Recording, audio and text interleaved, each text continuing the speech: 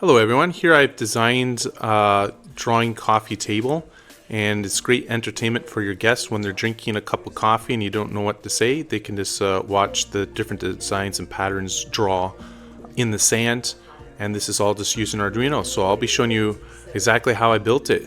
It's just any ordinary table.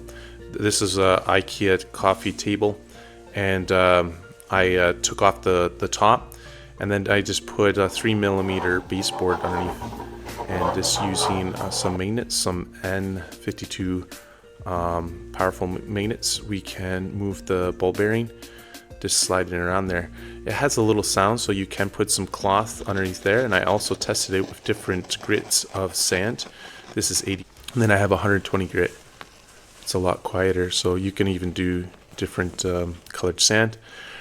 Then I have a spacing between the main board, which is about 10mm thick, and that's where I put the slider rails on.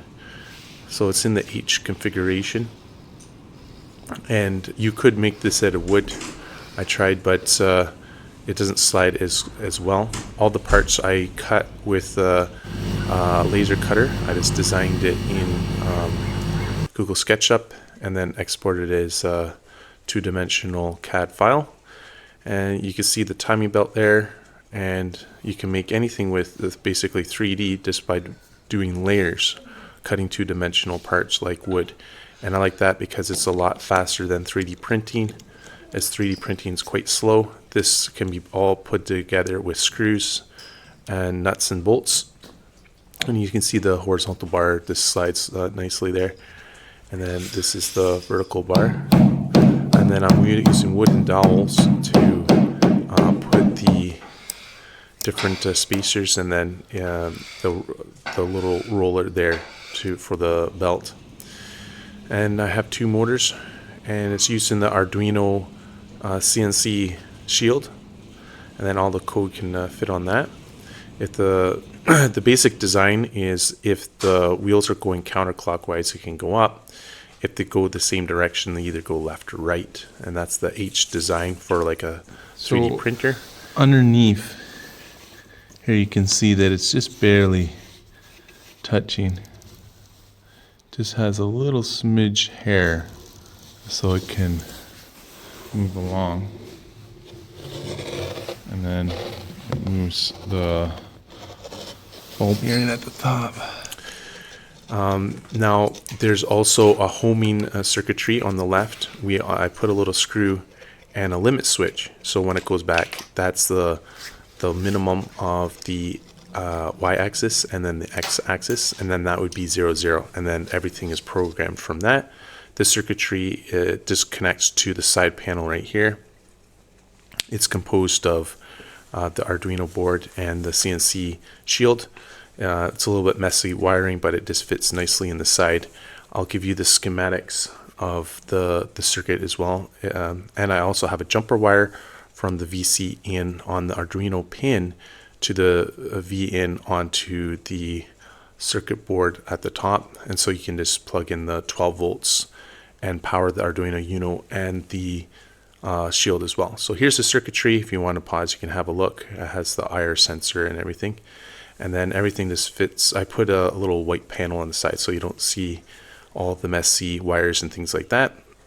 What is unique about this is usually you would just have colors, but this, using the IR remote, I can increase the speed, decrease the speed, I can pause it, and do left or right of the patterns. And it has the different numbers have the different functions, the different patterns there. And then it has a loop that will automatically go through unless you press a button. And you can lift up the top, you can store your remote in here, and it's good to be able to lift it up, because if it's in the if you put glass on the top, you may have to reset the ball bearing, and so having the top fold up is good. It has a power button. You can power it on and off, or you can use the remote. The IR sensor I put at the bottom, and the IR light just bounces around, and then it can activate and read that. It has the port at the bottom as well for 12 volts, and everything's in the Arduino Uno, and it makes the the patterns right here. So to reduce the amount of space, what I've done is drawing lines takes less space than doing circles. So if you're going to be drawing a circle like a heart or things like that, you can approximate the circle.